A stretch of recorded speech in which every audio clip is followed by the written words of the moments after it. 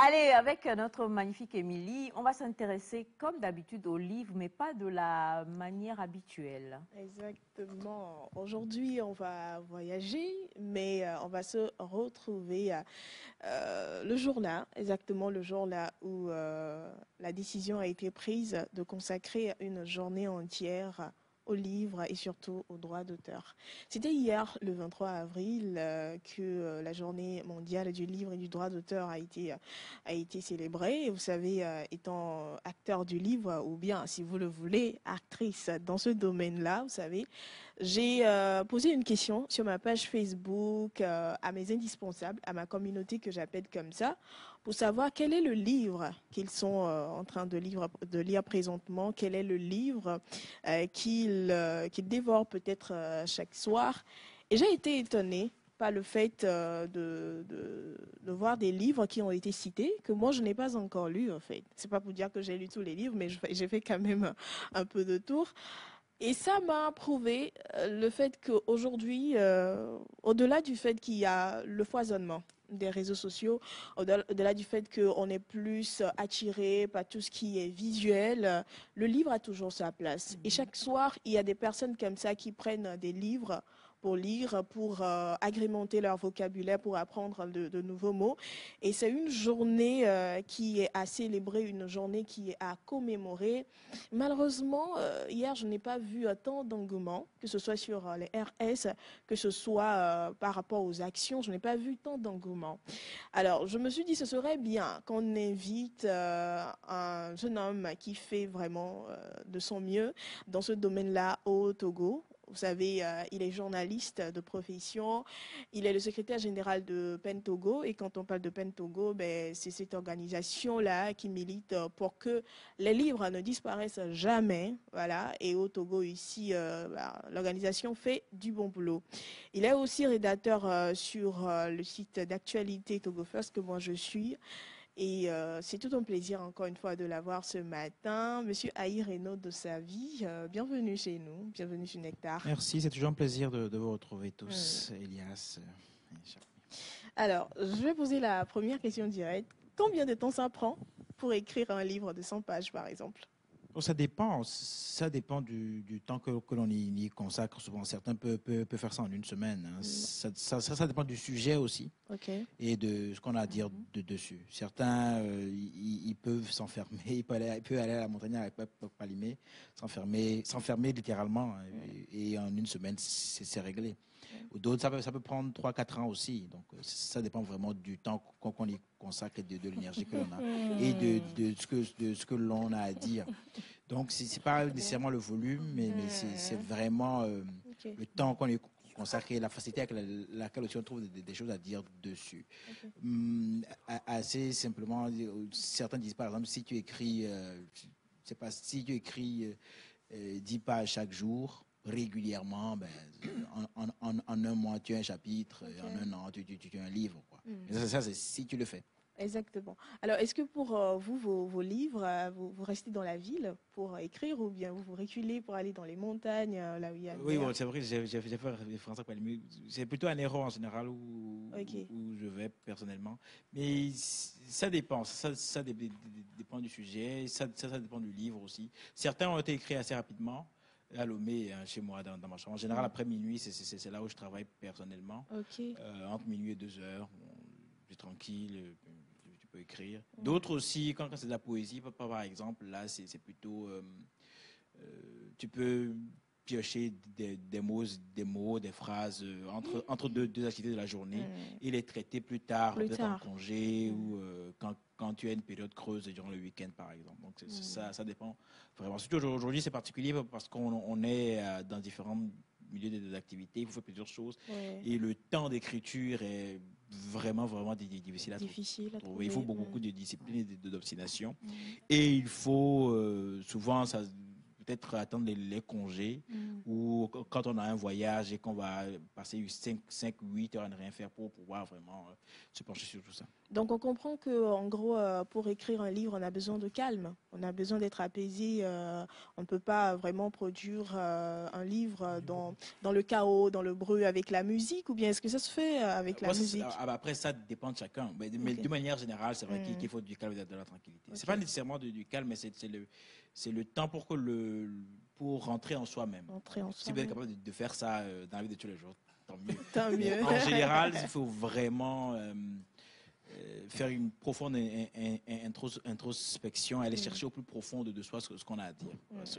Il y a une différence entre avoir une phrase comme ça à la volée et creuser après ce qu'un personnage aurait à dire ou un poème dans toute sa profondeur et son essence comme ça. Il y a vraiment une différence. En général, il faut du calme, de la tranquillité et beaucoup de silence. Pourquoi à un moment donné, on n'entend que ses propres pensées qui s'entrechoquent jusqu'à ce que quelque chose de vraiment abouti ne sorte.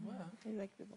Alors, on va revenir à la journée mondiale du livre et du droit d'auteur. J'aimerais bien qu'on parle de la genèse, en fait, de cette journée-là. Comment cela s'est fait jusqu'à ce qu'on ne choisisse le 23 avril. J'ai fait mes petites recherches, mais je vous laisse la parole quand même de nous en parler. Je vous reçois, vous savez un peu. Donc, c'est en 1995 que ça a été institué. Pourquoi? Parce que il y a pas mal de grands auteurs qui sont décédés à cette date, notamment, ça vient du monde anglophone, donc Shakespeare et Cervantes. Donc, c'est celui qui a écrit Don Quichotte pour Cervantes, c'est Shakespeare, c'est le roi Lear, c'est Hamlet, c'est Roméo et Juliette. Donc, un peu des monuments comme ça de la littérature qui sont décédés à cette date. Et du coup, c'est comme ça que ça a été adopté. Bon, il n'y a pas vraiment eu de position. Il y avait d'autres dates qui auraient pu être prises, mais bon, c'était aussi le 23 avec de bonnes justifications. Donc, c'est de là que c'est parti. Et donc, depuis, tu as toujours l'opportunité de revenir, de célébrer le livre, sous toutes ses formes aujourd'hui. Okay. Et maintenant, hier, est-ce qu'il y a eu des actions sur le terrain? Parce que moi, j'ai jeté quand même mon regard un peu partout. Est-ce qu'il y a eu des actions ici par rapport à cette journée? Sur le terrain, non. Je ne pense pas qu'il y ait spécialement des activités sur le terrain. On a, je pense, tous beaucoup plus capitalisé sur les réseaux pour partager nos activités avec nos contacts, nos fans et tout ça. Et ceux qui suivent les activités, la communauté des auteurs. Il y a eu quand même pas mal d'acteurs, notamment avec le club littéraire, l'association des écrivains Togo ou Pen Togo qui ont partagé leur message. Je crois que pour beaucoup, c'est comme on jongle beaucoup entre la vie professionnelle et la vie associative, le temps d'action est à contrôler. Nous, par exemple, à Pen Togo, on travaille sur une anthologie qu'on avait déjà annoncée pour la journée de la poésie, c'était le 21 mars. Ouais. Et donc, il y a la question logistique maintenant de faire un vrai lancement en bonne et due forme. Donc, nous, on se concentre plus sur ça pour marquer le coup. Donc, c'était le 23 avril. On a encore à quelques semaines avant que la période où on peut mettre ça sous ce compte va passer. Donc, on devrait plutôt marquer le coup en bonne et due forme plus tard, histoire de rassembler vraiment la communauté, les lecteurs et tout ça. Donc, ça se planifie. On est assez serein par rapport à ça. Exactement. Je pense que c'est un peu la même chose aussi pour le club littéraire qui, lui, fait plutôt des tournées en dehors du pays. Ouais. Et ces braderies de livres également où on peut aller se procurer. Donc, c'est un peu ça. Ce sont des actions quand même à louer, surtout aujourd'hui où, quand on parle de livres, on pense que c'est pour les éclairer, c'est pour les gens ancrés dans les choses, alors qu'un livre ne coûte rien du tout. Il faut toujours avoir un livre qu'on doit lire tous les soirs avant de dormir. Alors, nous avons les futurs écrivains qui sont en train de nous suivre. J'aimerais bien, avant de venir sur la question du droit d'auteur, j'aimerais bien qu'on puisse compter un peu le processus. Comment ça se passe jusqu'à ce que tu finis ton manuscrit et jusqu'à ce que tu l'édites? Quel est le process? Comment ça se fait? À quel moment tu te dis, OK, ce que j'ai écrit jusqu'à maintenant, parce que nous avons des blocs-notes, nous avons des calepins, des fois, surtout quand on est énervé, quand on a des choses qui débordent, on les déverse dans ces blocs-notes-là, dans ces calepins-là. Mais à quel moment on se dit, OK, mon manuscrit, il est prêt, je vais aller à la maison d'édition pour éditer. Et à la maison d'édition, comment ça se passe à ce niveau pour les futurs écrivains qui nous suivent? Alors ça dépend un peu des deux. Déjà, c'est à vous de savoir si ce que vous avez écrit, vous estimez que maintenant il est temps de le publier. Il faut dire qu'il vous plaise à vous. pour commencer. Une fois qu'il vous plaît à vous, vous pouvez maintenant, ou alors quand vous êtes fatigué, ça arrive aussi, vous allez maintenant demander aux autres ce qu'ils en pensent. Donc les autres, ça peut être déjà des bêta-lecteurs, de la famille, les amis, des gens qui vous donneraient une opinion honnête.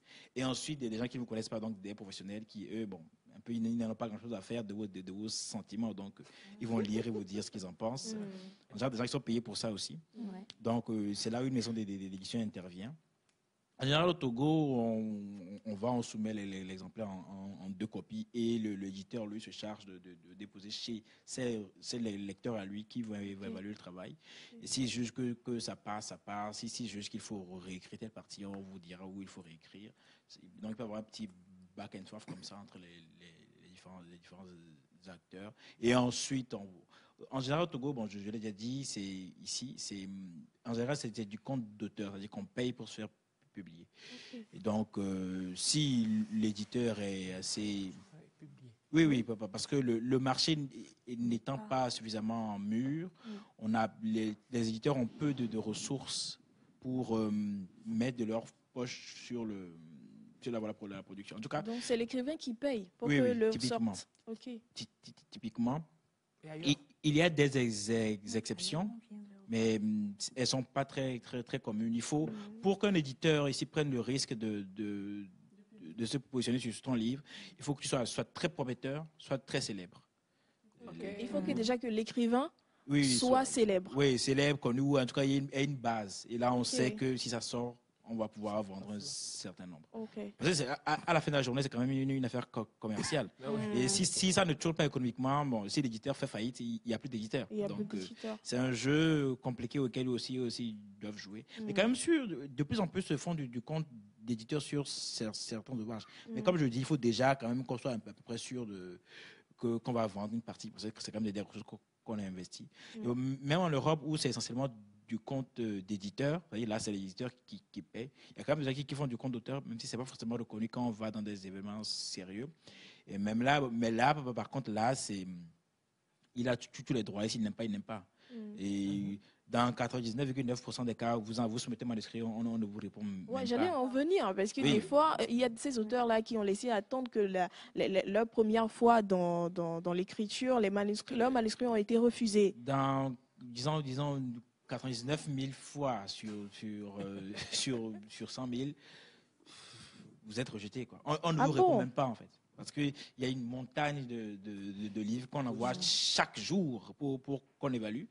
C'est vrai qu'aujourd'hui, on dit que les gens lisent de moins en moins, mais les gens écrivent de plus en plus. Tout le monde veut se faire publier. Du coup, ça crée un paradoxe qui est que quand vous êtes nouveau et que vous arrivez, on ne vous connaît pas, on va pas apprendre de lire sur vous. Déjà, ça prend du temps de lire votre livre jusqu'à venir l'évaluer, vous répondre. Donc, 9 fois sur 10, on ne vous répond même pas. Et quand on vous répond, si vous avez de la chance, on vous dira c'est bien, mais corrigez ici, là, et nous renvoyez-nous.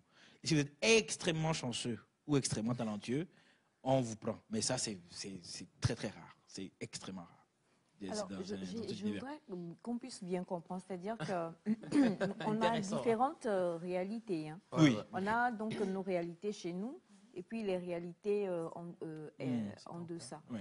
Là-bas, l'éditeur peut même venir. On a même des chasseurs, des gens qui vont, au flair pour trouver la pépite à pouvoir éditer et tout ça. Alors que chez nous ici, Toi-même, tu flaires les après, comme je dis, il y a un peu des deux partout. C'est juste la proportion qui est très différente. Oui, la proportion, justement. La proportion, elle est différente. Chez nous, vraiment, la proportion, c'est l'effet inverse. Oui. C'est-à-dire que tu as fini d'écrire ton livre et, comme dit M. Ataï, toi-même, tu vas flairer. Oui. Ou bien tu viens faire flairer. Oui, c'est ça. Ce que quelqu'un choisisse. On te choisisse. Là où je voudrais rebondir, c'est que tout à l'heure, vous avez dit que même pour de grands événements, si vous êtes vous-même l'auteur, enfin, éditeur, un peu comme ce qu'on retrouve chez nous, si vous payez pour ça, vous n'êtes pas autant reconnu que si c'est... Oui, bien sûr, parce que dans la tradition, quand même, on accorde plus de respect, de crédibilité au fait qu'un éditeur se positionne lui-même sur votre livre. C'est-à-dire, il prend le risque Comme lui, c'est son métier. Donc, il a toute une chaîne de valeurs qui s'articule autour de ça. Donc, des lecteurs, des relecteurs, des correcteurs. Et parfois, ça peut être très long. Même quand il s'approprie votre œuvre, ça met 3 ans avant d'être publié. Parce que c'est un processus très, très sérieux, quoi. Parfois, le livre est validé. Vous le validez aujourd'hui avec lui, c'est arrêté. Mais il vous dira, ça sortira l'année prochaine. Parce qu'il y a une période aussi où on peut publier les livres. Il y a ce qu'on appelle les rentrées littéraires. La tradition n'est pas encore très ancrée chez nous, mais ça commence à venir pour des raisons de marketing, de positionnement. Mais ça sert à rien d'avoir un très bon livre, mais qu'on soit à la mauvaise période et que parce qu'il y avait la Coupe du Monde, par exemple, ou les JO, que les gens l'espèrent ailleurs, donc oui, il ne faut pas lire. Donc, on calcule tout ça. Il y a d'abord la partie de sélection au niveau de la qualité. Une fois qu'on a travaillé sur le fond, le message, tout ça, maintenant ça devient un produit. Et un produit, il faut le laisser aux professionnels qui le positionnent. Donc, c'est du marketing. Il a toutes les grandes catégories du marketing entre en jeu. Donc, quelle est la meilleure peut-être pour le positionner? Quel est le meilleur canal pour positionner le produit? Qui peut bien faire la promo de tout ça? Donc, tout ça entre en jeu. Et il faut que beaucoup de choses s'articulent bien pour qu'un livre ait un grand succès. Surtout si vous êtes un inconnu au bataillon. Si par exemple demain, je prends un exemple extrême, J.K. Rowling qui a écrit Harry Potter, dit à un éditeur j'ai envie de publier un truc, tout de suite. Ils vont lui faire des salabalèques pour dire quand est-ce que tu la bête, tu vois. Ici il y en a, pardon, on a quelques noms qui sortent de l'eau. Et oui, voilà, Kanye Allen par exemple ou Sami Chak, un éditeur lui dit quand est-ce que tu m'envoies un manuscrit. Mais ça, il y a un capital aussi, il y a un capital de reconnaissance et ça prend des années. Il faut avoir fait ses preuves d'abord. Un jeune qui démarre qu'on ne connaît pas, qui n'a encore rien produit, on ne va pas lui faire ça, sauf vraiment s'il est très talentueux. Et si 2, 3 non le plébiscite, quoi. Et comme dans tous les milieux, hein, c'est normal. Il faut faire ses preuves pour qu'on vous facilite les choses. Oui. Sauf qu'il y a beaucoup moins d'argent en général. Avec tout ce que j'entends, en fait, ça fait des années, j'avais voulu faire un livre sur les astuces dans mes thématiques. Mais vu les informations, j'étais découragée. Sur sortir le livre, comment faire pour le faire éditer, parce que tout ça. Prends des renseignements. Avec tout ce que j'apprends, avec tout ce que j'apprends encore, sincèrement. Mais après, il ne faut pas forcément le prendre comme ça. Parce que toutes ces phases-là aussi peuvent être décomposées. Et si par exemple vous n'êtes pas un livre, on va dire, purement littéraire, et aussi c'est de l'information, c'est un savoir-faire, un savoir de niche, ça passe beaucoup plus facilement parce que là, c'est un message, c'est un projet. Alors que si c'est de la littérature, il y a tout un a priori de qualité, et toute une tradition derrière. Alors que si c'est votre message dans un savoir technique, bon, on va pas vous en vouloir, que vous n'avez pas forcément suivi. Il y a plein de gens aujourd'hui, et c'est ça qui est intéressant aujourd'hui, les canaux de publication sont totalement décentralisés, et on peut soi-même de A à Z assurer sa production. Et si vous êtes capable de toucher le public, tant mieux pour vous, parce que vous avez une communauté, par exemple, d'amateurs de make-up ou de cuisine.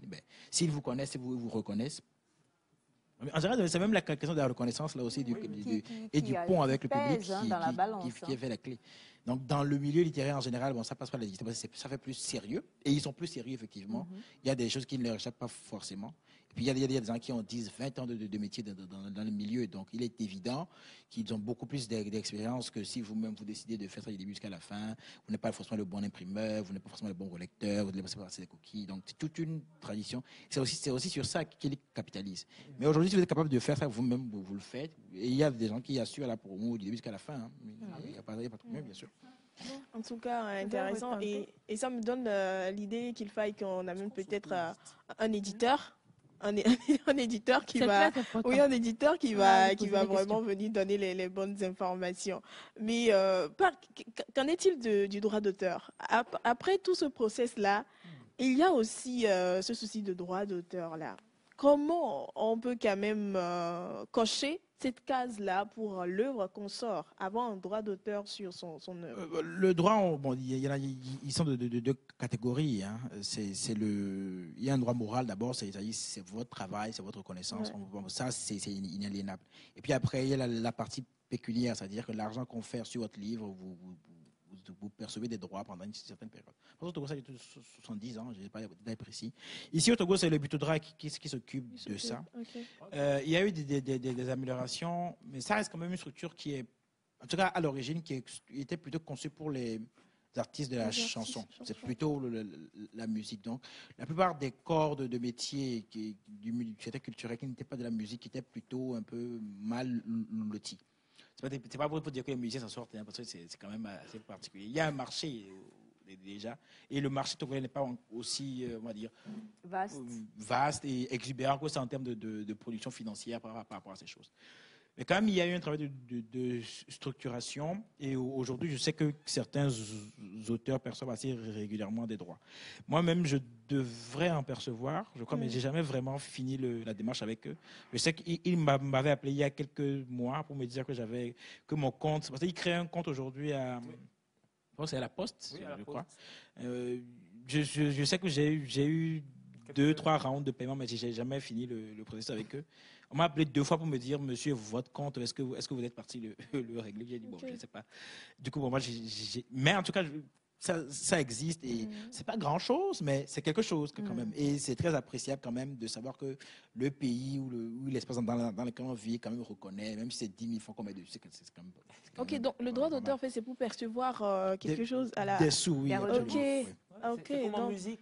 C'est ça. Je pense qu'on a reçu le Butodra plusieurs fois. Et par rapport à la question du numérique, le challenge aujourd'hui, c'est le numérique qui est là avec les manuscrits qu'on retrouve en PDF et tout ça. C'est un énorme challenge, effectivement. Et il y a eu quand même pas mal d'efforts pour qu'on puisse vendre les livres numériques dans l'espace togolais. Ça n'a pas forcément encore porté ses fruits parce qu'il y a des questions d'habitude, il y a la compétition d'Amazon et tout ça. Donc, tout ça entre en jeu. Mais oui, effectivement, fondamentalement, c'est pour percevoir des sous. Parce que ce travail de l'esprit, là, quand même, c'est pour pouvoir en jouir. Et même si c'est 1 franc qu'on perçoit, c'est votre franc. C'est votre argent, c'est la reconnaissance de votre travail et de votre production intellectuelle. Et c'est assez important. Et si vous vendez 100 000 exemplaires, vous vendez 100 000 exemplaires. Après, typiquement, ici, dans le milieu traditionnel, les auteurs perçoivent entre 5 et 10% des ventes du livre. Donc, si le livre est vendu à 1000 francs, traditionnellement, quand c'est du compte d'éditeur, vous avez 100 francs dessus. 100 à 30 francs, si vous êtes très, très fort. Mais oui, il y a toute une chaîne. Il y a toute une chaîne de gens qui travaillent. C'est vrai que l'auteur est un peu le parent pauvre, mais ça, c'est peut-être le premier round. Après, plus on devient célèbre, plus on a de l'autorité, mieux on peut négocier aussi sa place au niveau du gâteau. Après, ici, comme c'est beaucoup du compte d'auteur, en général, les gens contrôlent 80-90% de ce qu'ils font parce qu'ils ont payé. Mais après, ça dépend de comment vous avez fait le contrat avec l'éditeur aussi. Parce que parfois, c'est hybride. L'auteur met 50%, l'éditeur met 50%. Et je vais parier un peu sur vous. Parfois, c'est 70-30. Et après, tout ça se négocie dans le contrat. Certains ont une pratique ici où, par exemple, ils ne vous paient pas forcément en de redevance, mais vous, en tant qu'auteur, vous achetez le livre à moitié prix. Donc, vous pouvez prendre un stock à moitié prix et le revendre au prix qui vous convient. Donc, c'est des formules qui dépendent en fait de la capacité de... Si l'auteur a une communauté solide, il dit, je prends 500 exemplaires à moitié prix, je le revends au prix qui me convient. Donc, bon, c'est des formules qui sont en train d'être créées pour quand même s'adapter aux contraintes du marché. Parce qu'on n'a pas des réseaux de distributeurs hyper solides. On n'a pas eu beaucoup de librairies, on n'en a quasiment plus, à part Bon Pasteur, Librairie Star est parti. Donc, c'est particulier. Donc, il faut vraiment redéfinir les outils de diffusion. Certains éditeurs, je pense à Audi par exemple, a une petite librairie à côté de la maison d'édition pour quand même qu'il y ait un point où les gens viennent acheter des livres. Il n'y a pas que des livres publiés chez lui. Il y a des livres de différentes maisons d'édition qui sont là-bas. Parce qu'il n'y a pas beaucoup de librairies. Donc, il faut s'adapter, s'entraider. Donc, le milieu est difficile de point de vue marketing et commercial. Donc, il faut s'adapter aux différentes contraintes pour pouvoir quand même diffuser et que malgré tout, quelqu'un qui est bibliophile puisse trouver un livre quand il veut. Après, l'auteur aussi doit faire sa propre promotion sur les réseaux sociaux et tout ça, faciliter quand même au lecteur l'accès à son livre. Donc, certains les positionnent sur Kaba ou Gozem pour qu'on puisse contacter et acheter. Donc, il y a toute une gymnastique qui est faite. On espère quand même que dans quelques années, le milieu va encore plus se structurer et qu'on va enlever la pression chez les auteurs pour qu'ils puissent se concentrer juste à l'écriture. Une dernière question quand même. Moi, je veux savoir, parce qu'on parle de droit d'auteur, et sous d'autres cieux, justement, beaucoup se sont vraiment remplis les poches en vendant les droits d'auteur pour des livres qu'ils ont sortis, qui ont été remodelés pour être tournés en film et tout ça. Et pourtant, plusieurs des livres qui ont marqué notre enfance, enfin, ou notre jeunesse, on parle vraiment de ces grands auteurs africains, là, hein, il y en a tellement, ont été tournés aussi, en fait, en film africain et tout. Et eux, ils sont totalement célèbres, connus, quoi. Pourquoi on n'a pas vraiment ça chez nous ici aujourd'hui? C'est une chaîne. C'est tout un mécanisme. Il faut déjà que le livre soit produit, ensuite qu'il y ait un environnement cinématographique vibrant et capable de se saisir de ces productions-là. Et aussi, quand même, il faut dire que parfois, ces choses prennent du temps en général. Il faut déjà que le livre ait possédé ce qu'on appelle le zeitgeist, l'esprit de la société, pour qu'un cinéaste se dise je vais me positionner dessus et prendre le risque. Et donc, que ça parte en film. Et il faut déjà aussi que les films fassent beaucoup d'argent, ce qui n'est pas forcément le cas pour nous ici. Je prends le cas d'Aroué, où ils sont obligés de mobiliser des fonds on va dire, du public pour la saison 2, par exemple. Parce que le film ne fait pas beaucoup d'argent au Togo. Comme le livre d'ailleurs. Hein, donc, c'est le même secteur. Donc, il y a quand même toutes ces contraintes-là qui font. Sinon, quand on a un Hollywood, par exemple, qui est massivement excédentaire en termes de revenus, vous imaginez bien qu'on n'a pas de problème à se saisir d'un livre pour en faire un film. Donc, c'est toutes ces chaînes culturelles-là qui manquent dans la pratique et qui expliquent ça. Après, comme je dis, les œuvres mettent du temps aussi à pénétrer l'esprit d'une société. Ça prend beaucoup de temps. Et la question, c'est quel grand auteur togolais vous connaissez et quel grand personnage vous habite. Donc, il y a aussi la question de la barrière entre le grand public et les grands auteurs. Et on vient quand même de loin au Togo, on ne va pas se mentir. Et il y a une nouvelle effervescence de la production littéraire, mais quand même, pendant longtemps, beaucoup de la production littéraire était cantonnée, on va dire, à des espaces un peu d'élite.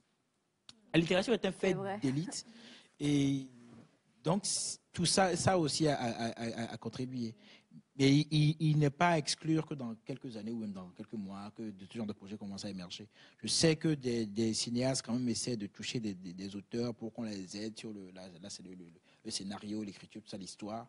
Donc, on va voir comment va évoluer l'expérience. Aussi peut-être des fonds privés ou publics. Il y a le fonds, c'est pas trop ça en est, vont s'emparer aussi de ça. Donc, c'est une expérience et on voit. Mais à côté, quand même, il faut voir le poids de grandes productions cinématographiques comme le Nigeria à côté ou les États-Unis ou la France. Quoi. En tout cas, on a eu tant d'informations ce matin. Il y en a encore à découvrir par rapport au livre. Écrivez autant que vous pouvez. Vous pouvez être diffusé sur les réseaux. Il y a aussi ça. Oui. Il y a des gens, Aftal Cissé par exemple, lui, son travail, d'abord c'est des chroniques sur son blog, mais après un jour, il les a compilés en livre. Écrivez, c'est même le message, écrivez. Il faut écrire beaucoup parce que le Togo a besoin d'être écrit et dit. Donc, indépendamment du prix, de la difficulté, il y a toujours les éditeurs, tout ça. Il faut écrire. Ça va avoir un cri du cœur et un cri de l'esprit.